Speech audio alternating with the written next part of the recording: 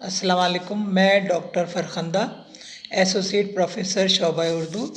मैं आज सर सैयद के बारे में बीए पार्ट फर्स्ट के बच्चों को बताना चाहती हूँ।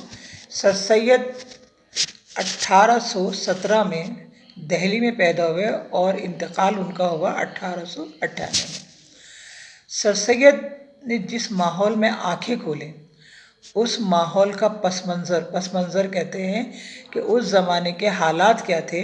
जब उनकी पैदाइश हुई, जब उन्होंने आंखें खोली, तो सर सैयद 1817 को दिल्ली में मीर मुत्तकी के यहाँ पैदा हुए। उनके बड़े भाई का नाम सैयद मोहम्मद था। सैयद अहमद का ख़ानदान और ददियाल और ननियाल दोनों तरफ से बहैसियत और बुलंद मर्तबा था। अंग्रेज़ हुकूमत में भी उनकी पहुंच थी और मुगलिया हुकूमत में भी सर सैयद का किले में आना जाना था। सर सैयद के ख़ानदान का वस्फ़ खुश अखलाक़ी और इंसान हमदर्दी। सर सैयद के यहाँ मुलाजिमों से बराबर का सलूक किया जाता था। सूफियों और बुज़ुर्गों की सोहबत ने सर सैयद अहमद के नाना ख्वाजा फरीदुद्दीन बेहद इंसानियत परस्त थे। वफ़ात से क़ब्ल जायदाद तक़सीम करते वक्त ख्वाजा साहब ने अपने मुलाजिम लाला मलिक चंद को भी अपने ख़ानदान का एक फ़र्द शुमार करके जायदाद में दूसरे बेटों के बराबर हिस्सा दिया। ऐसे माहौल में सर सैयद ने परवरिश पाई।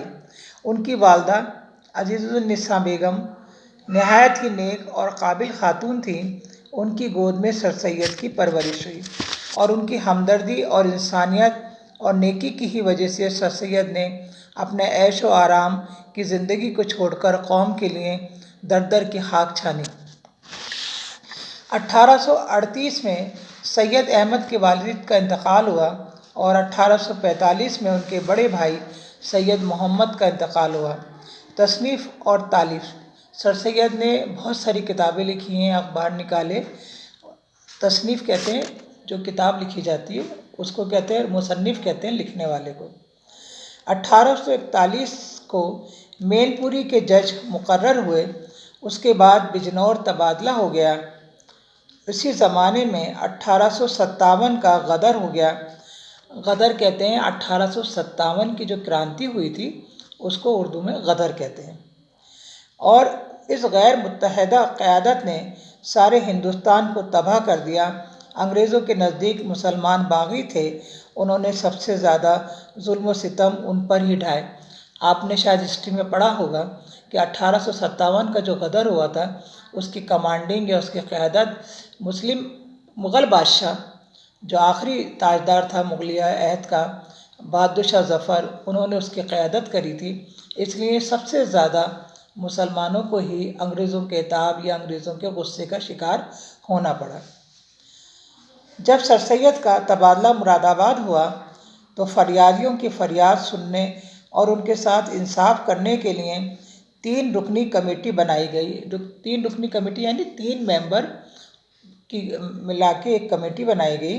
इसमें वाहिद हिंदुस्तानी सर सैयद अहमद थे। वाहिद मतलब एक अकेले हिंदुस्तानी उस कमेटी में सर सैयद थे, बाकी सारे अंग्रेज़ थे। अब उन्हें मुसलमानों की बर्बादी का सही अंदाज़ा हुआ और उनका दिल रो उठा। सर सैयद ने जब ये सारे हालात देखे तो सर सैयद के दिल और दिमाग बहुत ज़्यादा इससे मुतासिर हुए।